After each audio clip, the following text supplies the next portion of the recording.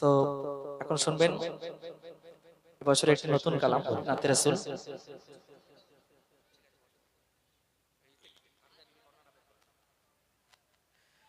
দূর আকাশের নীলিমায় প্রভাতে কিরণ মালায়, দূর আকাশের নীলিমায় প্রভাতে কিরণ মালায়, তোমার জ্যোতিকে ধরা যায় না, হয় না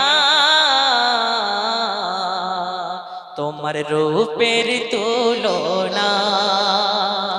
ওই গোধূলি বিকাল বেলায়, ওই গোধূলি বিকাল বেলায় রাতের স্নিগ্ধ যোচনায় কোন প্রেমে বেঁধে রাখা যায় না,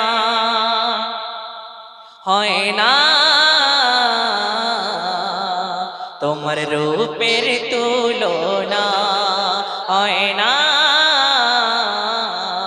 তোমার রূপের তুলনা। তারপর শুনুন, বদন যাহার পাক নূরেতে, সুরত যাহার ছিল মায়াবী, তোমার রূপের তারিফ করতে পারে না কোনো কবি।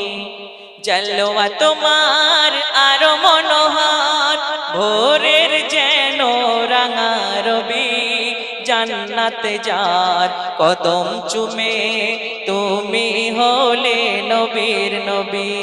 দূর আকাশের নীলিমায় প্রভাতে কিরণ মালায়, তোমার জ্যোতিকে ধরা যায় না, হয় না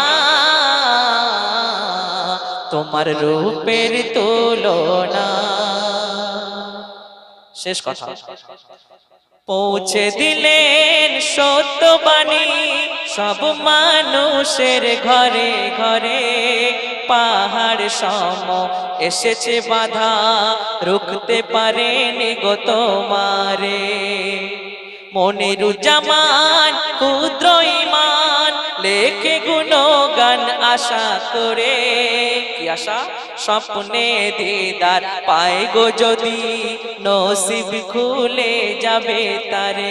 দূর আকাশের নীলিমায় প্রভাতে কিরণ মালায়, তোমার জ্যোতিকে ধরা যায় না, হয় না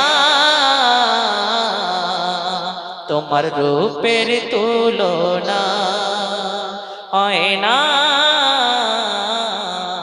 তোমার রূপের তুলনা, তোমার রূপের তুলনা। कि जालिम जमाने में हक से परेशान हो गए, कि जालिम जमाने में हक से परेशान हो गए, और सच्चाई की तरक्की से, और सच्चाई की तरक्की से आबाद हो गए, कि हर वक्त जलवा नवा की हर शान हो गए। तो उन्हें